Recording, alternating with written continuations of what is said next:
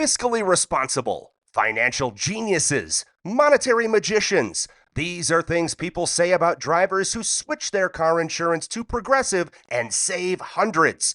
Because Progressive offers discounts for paying in full, owning a home, and more. Plus, you can count on their great customer service to help when you need it, so your dollar goes a long way. Visit Progressive.com to see if you could save on car insurance. Progressive Casualty Insurance Company and Affiliates. Potential savings will vary. Not available in all states or situations. What happens when you've built a career, written for hit shows, made a name for yourself, and the financial anxiety still never really goes away? It was so cathartic during the strike to actually talk out loud about this stuff. So wonderful. Such a huge boon to my own confidence and my ability to feel less crazy, quite honestly. This week, we're talking to Eliot Glazer, comedian, writer, performer, about the myth of momentum in the TV industry and how the writer's strike cracked open a conversation so many of us had been avoiding. During the strike, I felt like I was vulnerable with other writers and creatives for the first time ever about process. What happens when your industry forgets about craft, and how are AI, social media, and survival jobs reshaping what it even means to be a working artist? The creative economy is broken, but some people are still making it work. We're here to find out how. I'm Anna Marie Cox. And I'm Open Mike Eagle, and this is Past Due.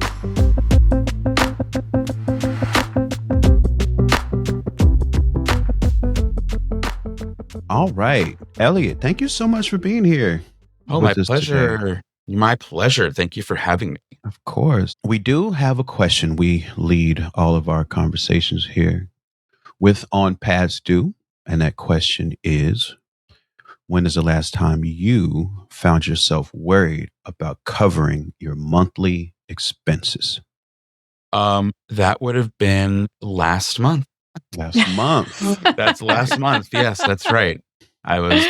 It's been a rough go. And I'm so glad that this podcast exists to talk about it. When would you say it started becoming rough for you? Well, as a TV writer, primarily, that really started with the writer's strike, 2023. 2023. Once the strike hit, I had just come off of writing on a show. And so I was feeling, safe, like cushioned for a while. But then at the same time, because of the structure and the change of the structure of the industry for somebody like me, who you could call like a mid to upper level TV writer, everything sort of like flattened out. So that once the strike hit, it was like the idea, like especially post-strike, the idea of like how everything would flatten out made it such that there was a real flattening of like the middle class of, I would say, writers, in that there became this disparate space between like upper levels of a show, creator, executive producer, and then the staff writers who were at the bottom of the totem pole, so to speak.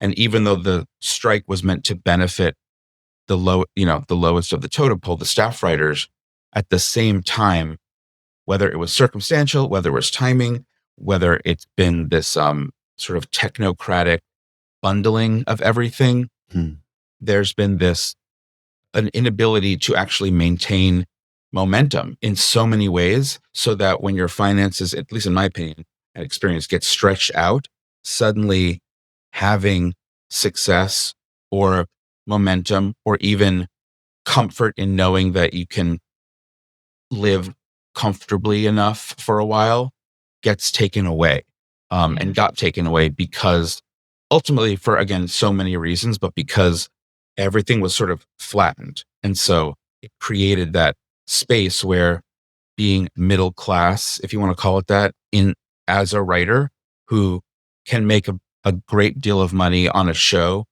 now that the fact there are so many less of them and that the opportunities are so few and far between, it makes you like, it really lowers your income bracket pretty significantly over time. Would you say that what that has meant is that the class economy of the creative class just looks a lot more like Yep. the whole society. Like it's Yes. always been, whatever, is it J-shaped? Yeah. Right. But is that J-shaped? Yeah, it's always been disproportionate, a tiny Yes. minority really make it. Exactly. But now it looks more like a steeper, like upper 1%, like it's more of thing. it's a C, or it's like a question mark or something. It's like yeah, I don't. I'm like, for some reason, down. I'm a visual thinker, but I can't even like. It's just the rich have gotten richer, and like, let's do a Bernie Sanders. It's rich have gotten richer, poor have gotten poorer. Middle class has been squeezed more into like lower middle class. That's exactly and that right. tier of people. This has happened in journalism too. So this is one of the reasons we started the show. What has happened is the people who could expect to make a comfortable living, who maybe not household names, but like known within the industry, solid career track, good work, everyone respects them, no blemishes, let's say, right? Or no more than the normal amount of blemishes. And where those who had not had success, I think, could imagine themselves being. Right? That section has just moved further to, in my mind, what the left would be, right? Like just shrinking and shrinking and shrinking. Yes, that's how I see it. And it's hard to explain that to people who aren't in the industry or journalism or any field where this has been really, I guess, like experienced. But it's because maybe you're thought of or seen from the outside as somebody who has, Mike, it was kind of you enough to say, like, I've had success and I've had a lot of projects, but at the same time, because of the reality of the situation, like you described, Anna, it's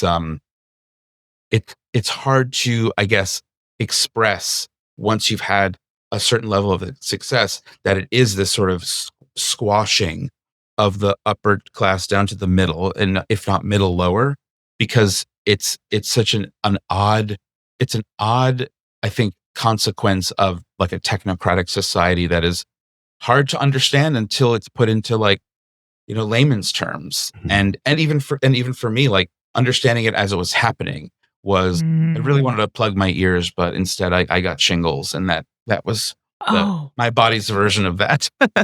Oh my goodness. Stress reaction. And did you have healthcare? Did you have good healthcare?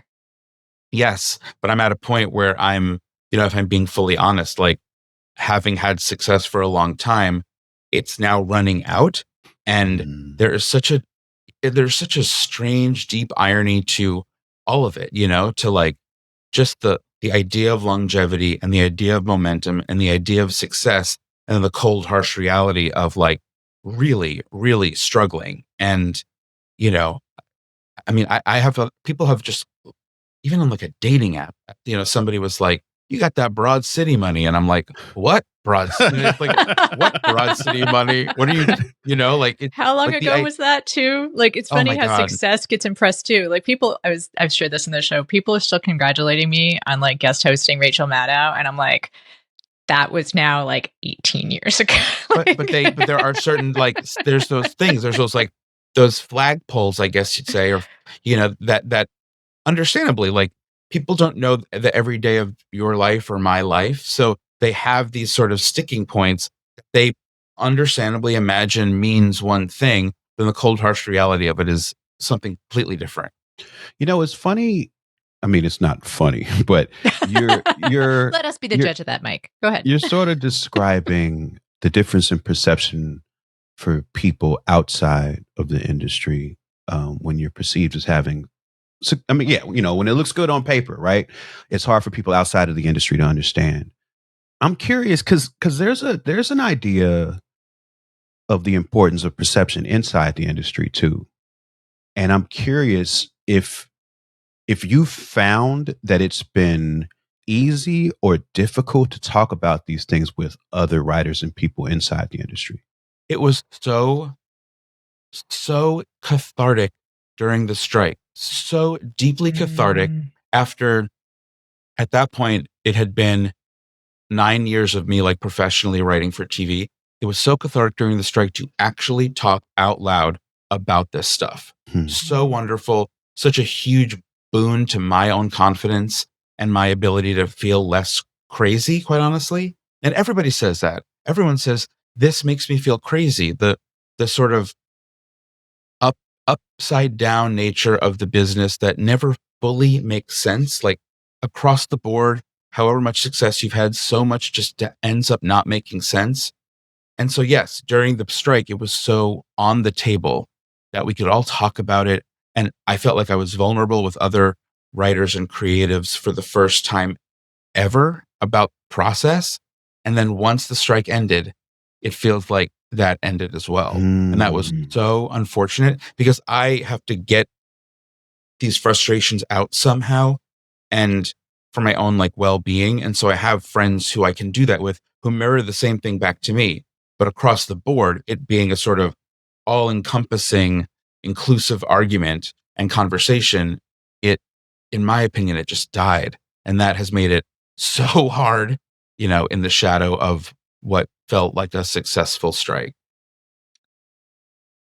I think part of that has to do with the anxieties that we all, let's face it, unless we grow up incredibly wealthy, like we all have anxieties around money, or unless like we have an incredibly well-balanced family where that money is just, imaginary, like paper that we trade between us. But well, if I may interject, I just want to say to your point that that is exactly it. That point is exactly it. The idea that like comfort, the idea of the conversation of comfort felt so different during the strike for me than it did before and unfortunately after. So I'm sorry to interrupt, but I just have to. Oh, I think it's a great point. And what I was going to say further from that is I think that what the strike did I have a lot of friends that are actors, writers, Totally. whatnot. It was so fascinating because what it seemed like to me what the strike did was that it created lines of communication and support between the very, very successful, like the people out there who marched with the people you would never recognize, right? Or don't recognize yet. That's me. No, behind the scenes. Yeah. Right. And behind the scenes folks. And what unfortunately I think sometimes happens, and this is, I would say I blame capitalism, is that once you reach the plateau of not having to worry, it's the convenient amnesia of like I don't want to say like forget where you came from or forget your roots, because it's not like an intentional thing, I don't think. But, or maybe it is, like you can tell me, but the conversation stops. You stop the solidarity that crosses class lines. Yes. Once somebody has that level of success and gets that high on the ladder, yes, something happens. I'll even tell you too that my first big network job was one of the last, I think, of the breed, was on New Girl at Fox in this season 6. And that was a huge network show, super successful. We had 23 episodes, which is unheard of now. I know. But I remember another older male writer saying to me, now that you've made it onto a network show, you never, ever have to worry about work ever again. Wow. And so to your point, Anna, it's like, yeah, there is some sort of, well, that's entitlement too, but also like an amnesia that happens where there is this, I mean, but I say this all the time out of frustration. Like, how does that person not remember climbing the ranks or working their way in from whatever direction as a writer's assistant, I made a sort of a lateral move as a comedian into writing, but how do you forget or knowingly ignore the struggle of the climb? I think it's anxiety. It's because it's painful. It's like, it's trauma. If like we're really honest, it's like, I mean, I'm being maybe a little generous. Like I'm sure there are just some assholes out there, but I think that part of it is like, you want to forget it, or you only want to have a euphoric memory of like the fun you had as like a struggling writer and your comrades and whatnot. But I was going to say like my dream guest for this show is like Pedro Pascal, because he seems to remember. Yes. Like he talks a lot about being like one Buffy residual check away from living with his sister. Yes. Right. Like, I think, and maybe he will yet forget, but like the other person I think about is Ke Huy Quan, who was the former child actor who won the best actor, who'd played Short Round in the Indiana Jones movie. And he talked about how he had just given up on acting and like was going to take other jobs for getting health insurance and whatnot. Like how fresh does that memory have to be to feel solidarity? Like, I guess it has to be really fucking fresh. But also maybe not. Like when I see that or hear that from other people who are publicly like acknowledging the stress and the struggle and the anxiety of the climb and the absolute free fall that could possibly, be right beneath them at any time. It's just like, it's like, it really is like feeds my soul because I feel seen. I feel, and Mike and I, in catching up the last time Mike and I ran into each other, the first time we ran into each other after a while, it was like, oh my God, like what a helpful, cathartic conversation. And then to see this podcast exists. So it's like, oh, I need this, literally need this.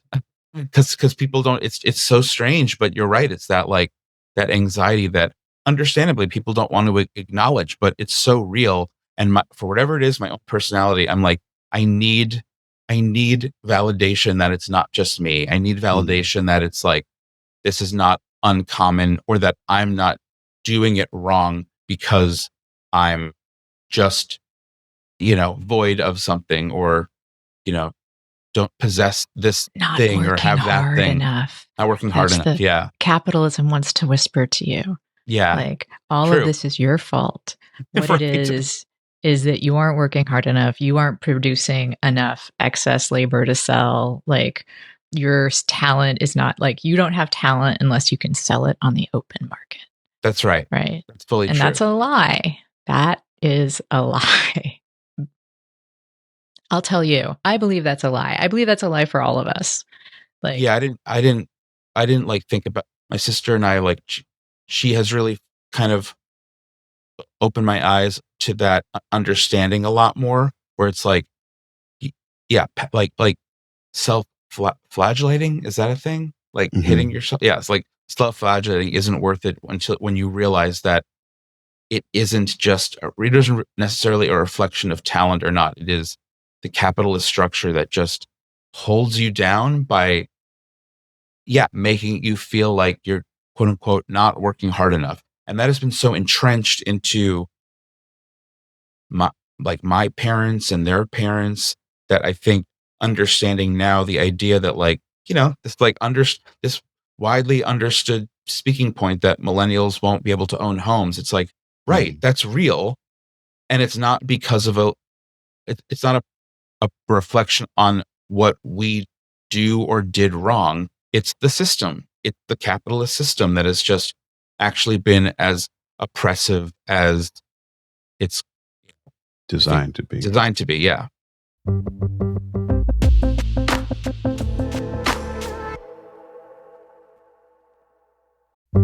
This episode is brought to you by Factor. Cold days, big goals, absolutely zero interest in cooking? Factor makes healthy eating easy with fully prepared meals designed by dietitians and crafted by chefs. No planning, no grocery math, no what did I buy this ingredient for? I love that Factor has quality, functional ingredients, including lean proteins, colorful veggies, whole food ingredients, and healthy fats. And there's so much variety. Over 100 rotating meals every week, including the new Muscle Pro meals, if you're doing strength stuff. And they support your diet, whether it's high protein meals, Mediterranean, whole ingredients, healthy fats, or more. Plus, there are no refined sugars or artificial sweeteners. I've looked for something like this for a long time, and Factor really is the best. It's good food that tastes great and is ready in about 2 minutes, always fresh, never frozen, no prep, and no stress. Head to factormeals.com/pastdue50off. That's 50 off. And use code PASTDUE50OFF to get 50% off and free breakfast for a year. Eat like a pro this month with Factor. New subscribers only, varies by plan. 1 free breakfast item per box for 1 year while subscription is active.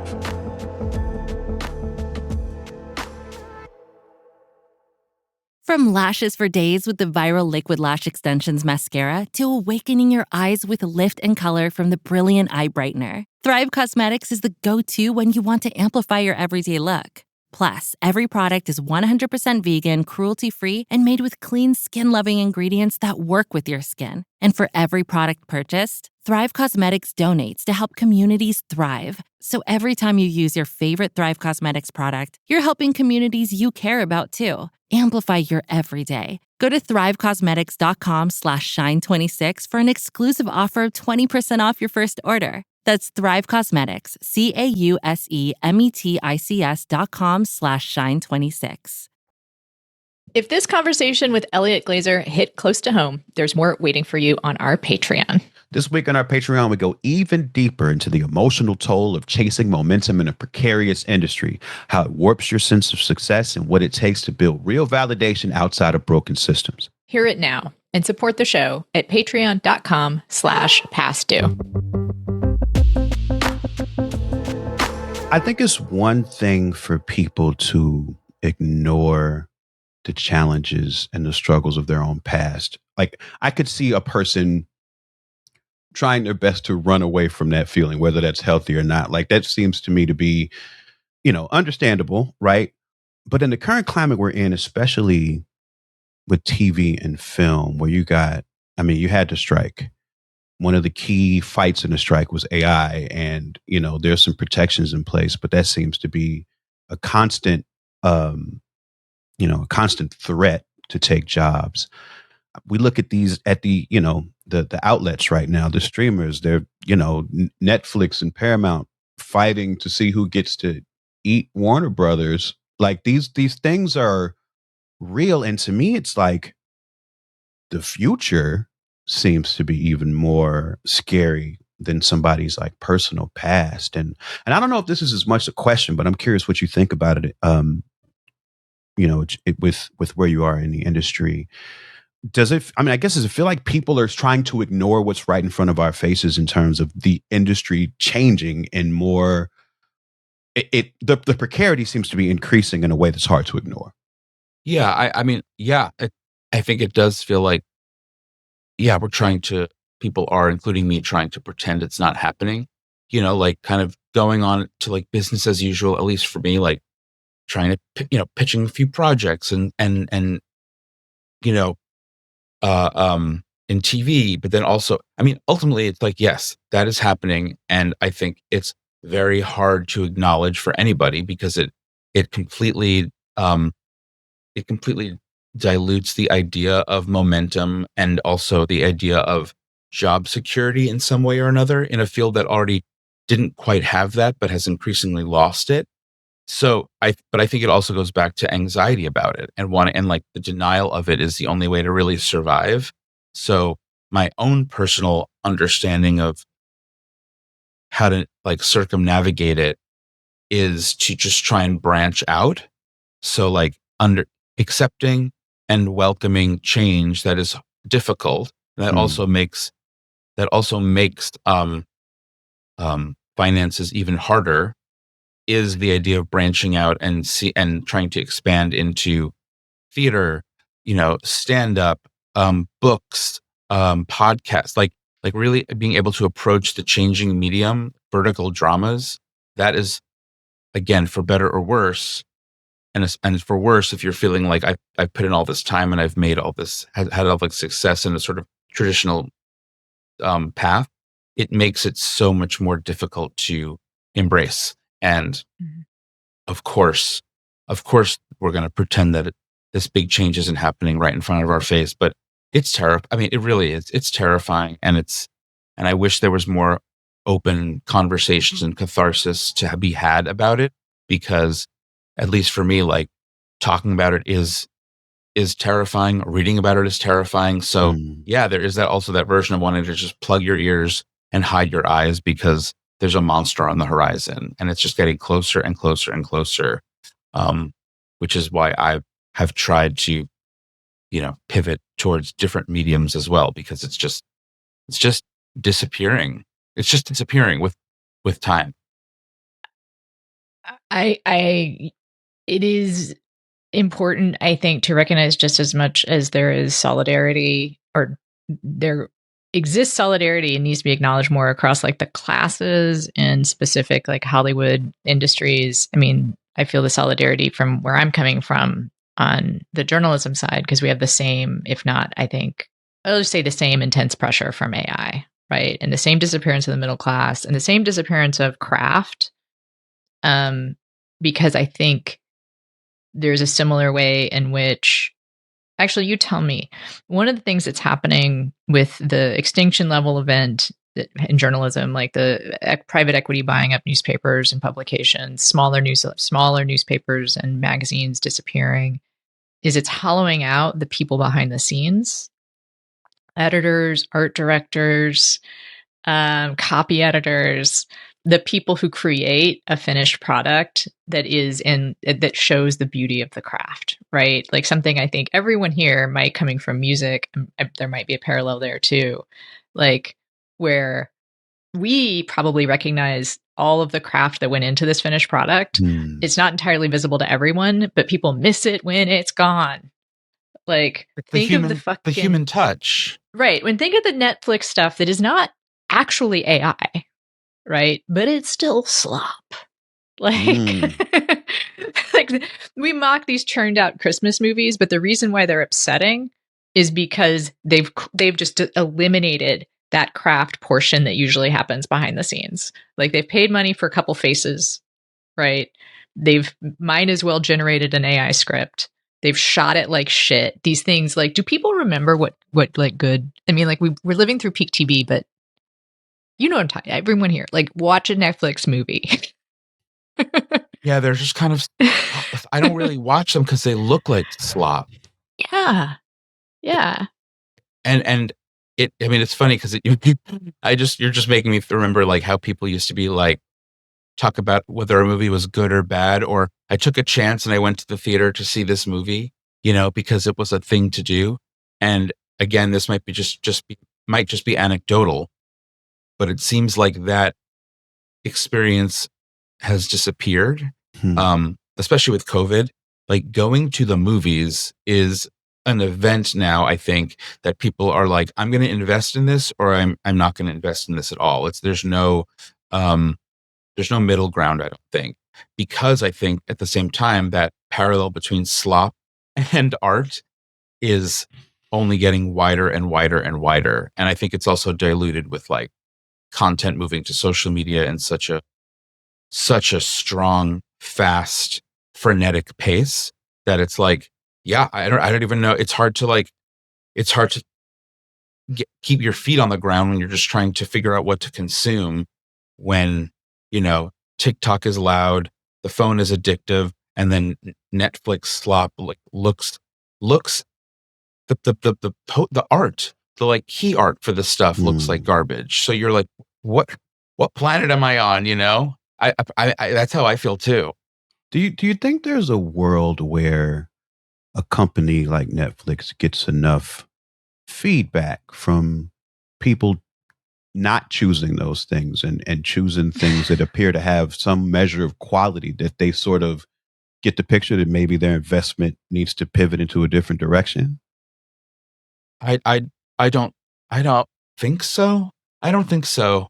You just made me think of like how I like BritBox. I've subscribed to BritBox. It's like, I've never been like a snob with material, with content or anything, but I'm just finding something so soothing in the almost boring to a degree, like slow rollout of, I call it slow TV. It's like slow moving television stories that feel, banal. Like all the shows on BritBox are the same thing. It's literally the same, like the same character, the same actors, the same characters, the same, structure for a drama or a murder. But there's something so soothing about it where I feel like there is still that human touch, but Netflix, it just feels like a behemoth that is not really listening for feedback other than on social media. But I don't even know how much that dictates what they what they do. It's just too big. It's too big. It's so big. Unfortunately, Mike, there's like been reporting around this that suggests, not just anecdotally, like this is just happening when it's the same. It's the quantity over quality problem, which is they can turn out. They don't need any of this to be truly successful. They just need to like populate their Christmas themed page with like 30 different thumbnails. And if people watch 5 minutes of one, you know, that counts as a download or whatever. Or if people just feel like they're getting their, I mean, how much is a Netflix subscription these days? Like 30? I can't even remember. Like it's increased like $10 every year, it feels like. But if they can open up the app and see like 1,000 different thumbnails organized, I have to say what Netflix does better than any other streamer is organize it in a way that seems intelligible. Like, you think so? I find it so... Well, what's better? Hulu? Disney? Like their Peacock? Like those are like unnavigable to me. But anyway, like if you can churn out enough slop, you don't need that many eyeballs on each piece. Like this is the same thing that's happening with podcasts. Like there's that company that does nothing but AI podcasts, and if they turn out like 6,000 a month, and if they can get ads on just a couple of them and people to listen to just 5 minutes and get one ad, that counts for an ad impression, right? And I think the good news, I'm going to offer a piece of good news. I think the human touch is missed. I think sometimes people can't articulate what it is they're missing. I wrote this whole cover story for TNR. Like, I think the rise of the Bro podcast, quite honestly, and Tradwife, like the politics is reprehensible, but the vibe is human. Like Joe Rogan, we can all have our opinions about Joe Rogan or Theo Von or whatever. It's a human being having a human conversation with other humans. and I feel like the listener or the viewer of that wants to have a human hang with other humans. And the idea that people listen to that, you know, passively, I think speaks to your point that it's like, it is a human to human experience that has seemed to, made an impact beyond just AI slop. It's like, politics aside, people are willing to listen to a group of friends just be, and that's significant. You brought up the term in talking about how this industry has changed for you as a TV writer. You've used the term momentum a couple of times. It seems like a real key difference. And as somebody who's, outside of that arena, I'm curious, like what did momentum used to look like? I guess we can just start there. Like what did it used to, how did momentum used to function in terms of being hired as a TV writer? I think the idea of momentum was having like active projects in development, and hopefully like buzz, it's always a matter of like chasing buzz. I have to be honest, I don't think it's really changed. I think it continues to feel that way. I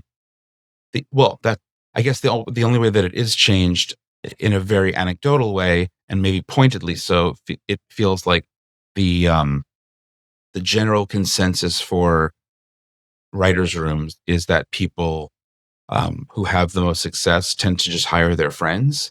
There isn't a lot of picking out, trying out or picking out, because as much as the strike was able to put a minimum on the size of a writer's room, that also then became the maximum by studios and production companies and networks. They've made that the maximum. So the rooms are, I guess, in a way, as big as they can be, but also as small as they can be. And so people hire in circles they go from show to show together.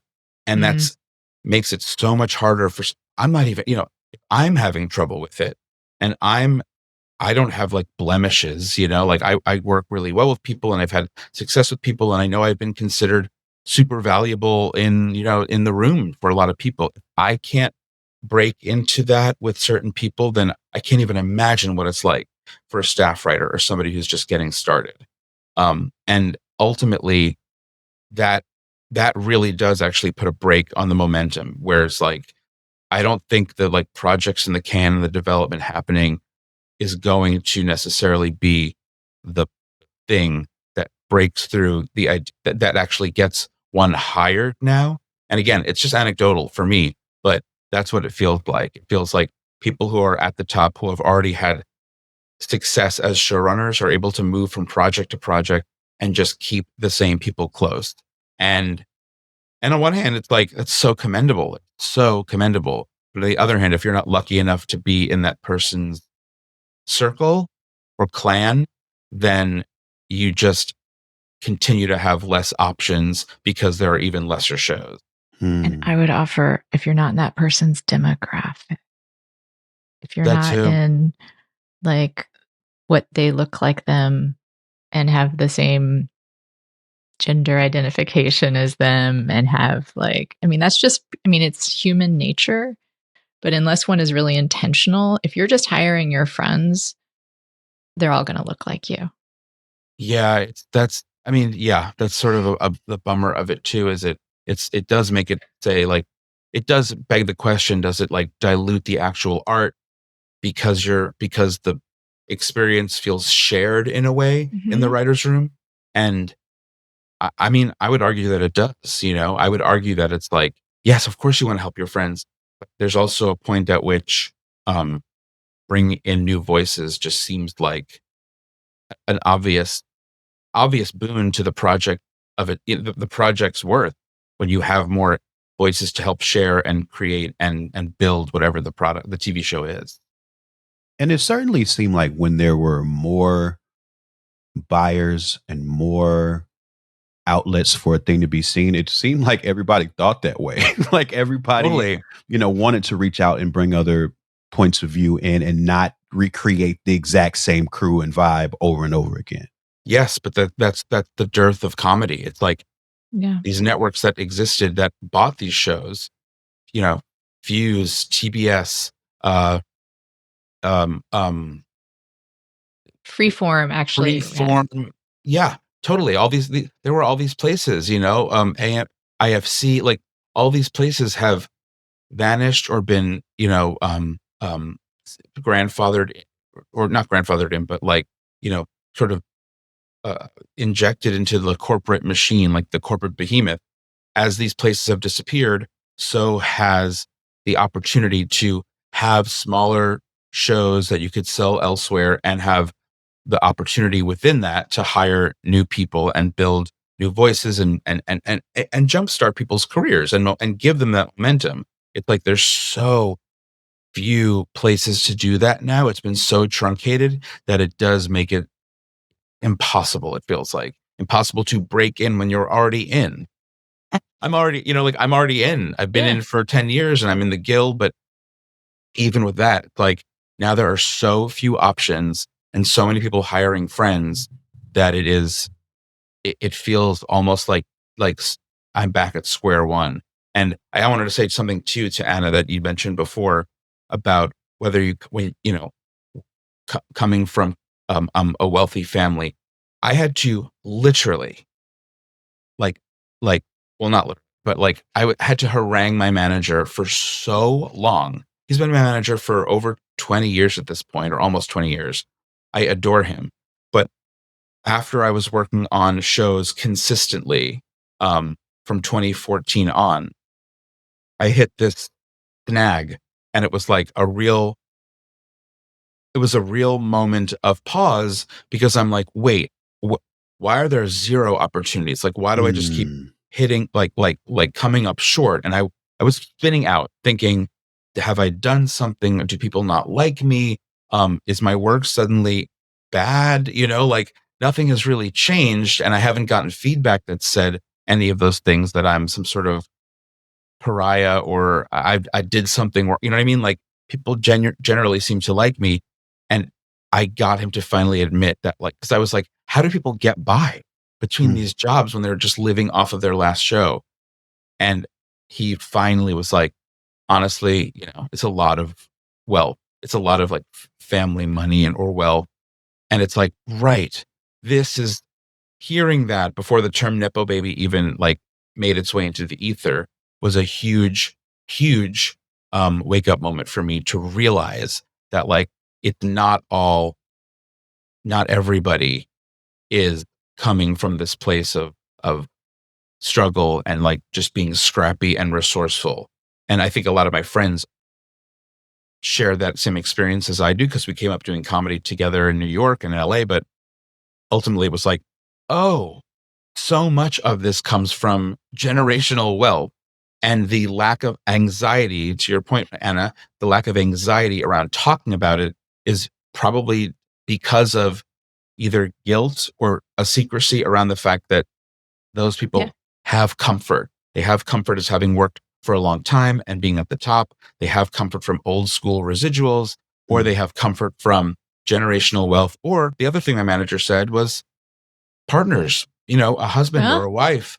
And it's just like, oh, so I don't have either of those things. And that actually works against me, of course. But I never would have really thought that until he kind of, he sort of lifted that veil and let me acknowledge this, I guess I'm going to say, this true unfairness that does sort of go unspoken.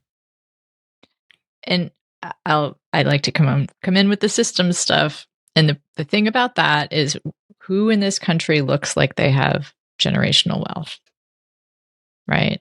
Yes. And we had this brief shining moment in both of our fields. And I can't speak to Mike exactly, although I think of him in the LA bucket, where people were like, you know what? We need our newsrooms to look like America. We need our writers' rooms to look like America. We acknowledge that people of color can't get internships because they don't have the generational wealth to afford, a $20,000 a year internship or an unpaid internship, right? So we're going to create these opportunities. We're going to create disability scholarships. We're going to create like beats that are around racial justice. I mean, again, speaking from my kind of perspective, and I know it was happening in Hollywood too, right? Like where there's this like, oh, wait, structural inequality happens, and then we just have this.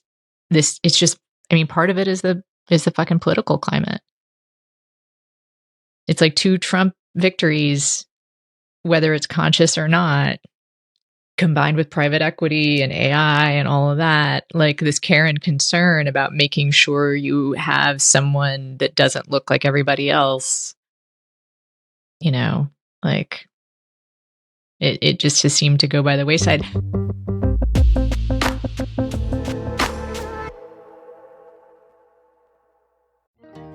You know what they say.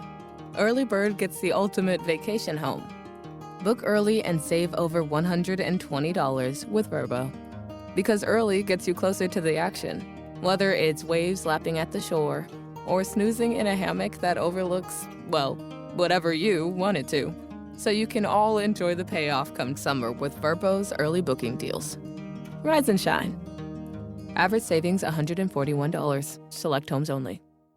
Just along those lines, we're just grateful for your vulnerability today and sharing all of this stuff, especially in a town like LA. It's hard. It's really, really hard. So I just want to tell you how much we appreciate that. And also, as we get prepared to let you go, because of course we could talk for hours, this is a podcast about navigating the creative economy. So one of the most important things we do here is to turn the show over to our guests to let people know how they can best support them. So if you've got anything to plug, now's the time. I don't have anything immediate to plug, but I do have a book coming out next year that I'd mentioned earlier called Come back. We'll have you back. Oh my God. I'd love it. Yeah. The book is called The Terrible, Horrible, No Good, Very Bad Gay. So hell of a title. It should, I think, speak for itself, but I'm like incredibly proud of it. It's incredibly personal, but I really truly think that above just the sort of transparent, ego-driven desire to just sell books, I genuinely feel like the book could really resonate with people. Anybody who has ever felt out of place, even in their own community, especially in their own community. I think I think it will really resonate with people. Again, it's just funny essays, but at its heart, there is a lot of meditation on finding community within your community when you often feel lost at sea within your community. So, yeah, that'll be out in August, and I have stuff coming out before then, but I don't have anything immediate to plug. So I'm just genuinely so happy to be here, and I could talk forever about this stuff because it feels like so much of it has been bottled up for so long. And just to touch on something I said before, it's like I always feel crazy.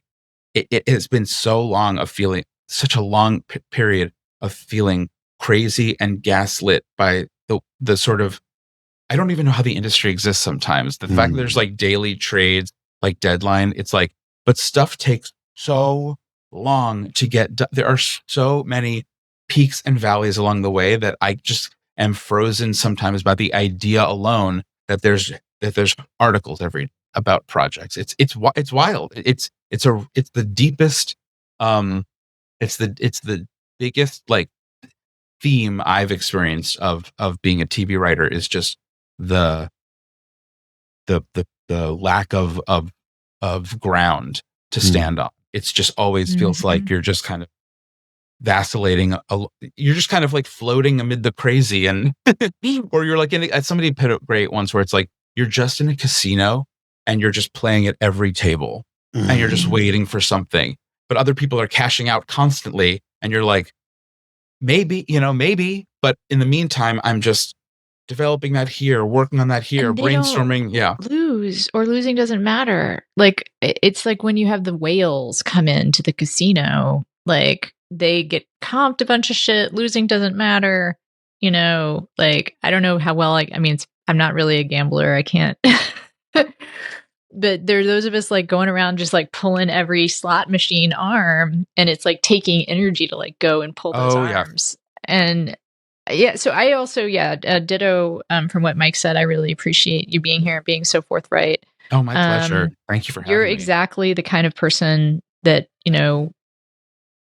we both want to have on and are hoping to like throw a lifeline out to in terms of community. And thank you. It's just really good to have you on the show. And I'm so appreciative and grateful for the podcast and you guys. And we look forward to having you on again. Thank you. I would love it.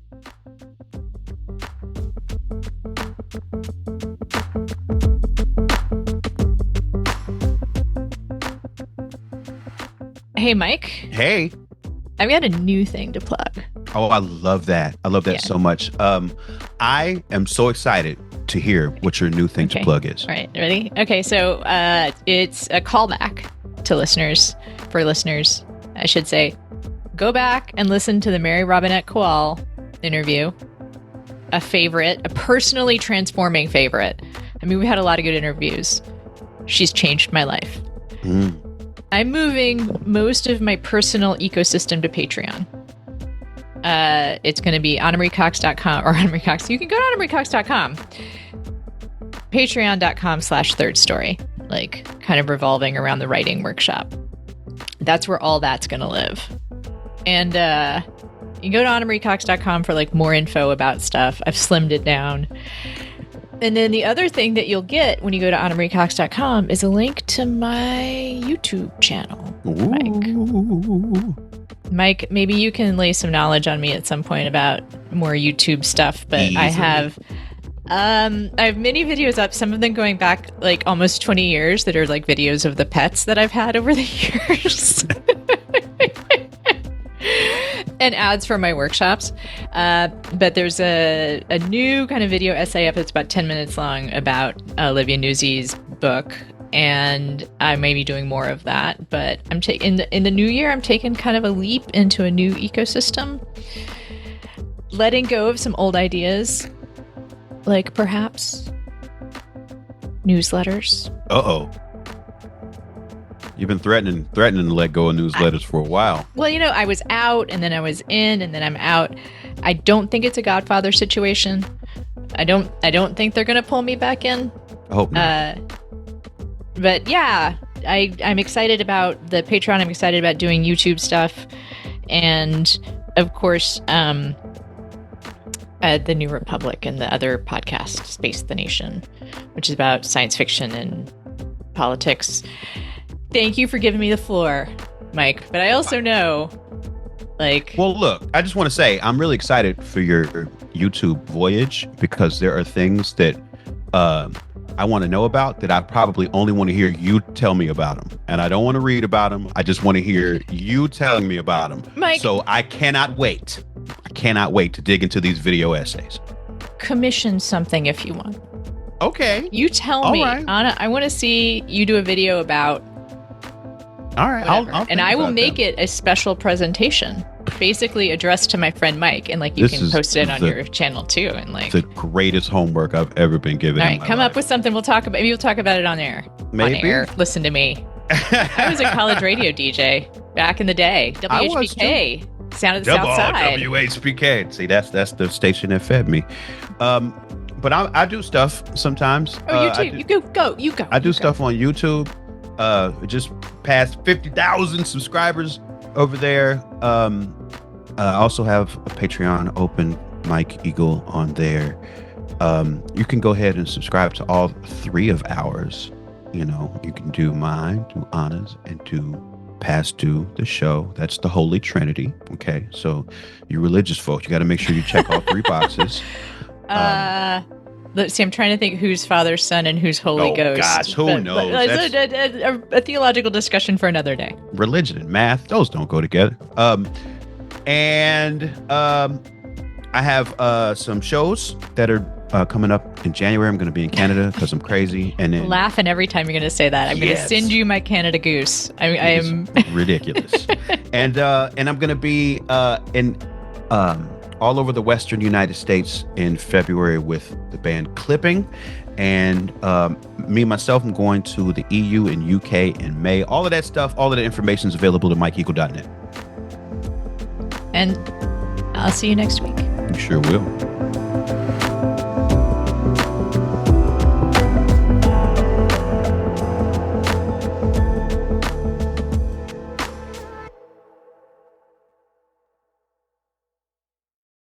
Stop doom scrolling. Start decoding the tech, rewiring your week and your world. The Interface is the BBC's fiercely informed, fast, and funny take on how technology is changing everything. Hosted by journalists Tom Tremaine, Karen Howe, and Nikki Wolf, each episode unpacks week by week the unfolding story of how technology is shaping all our futures.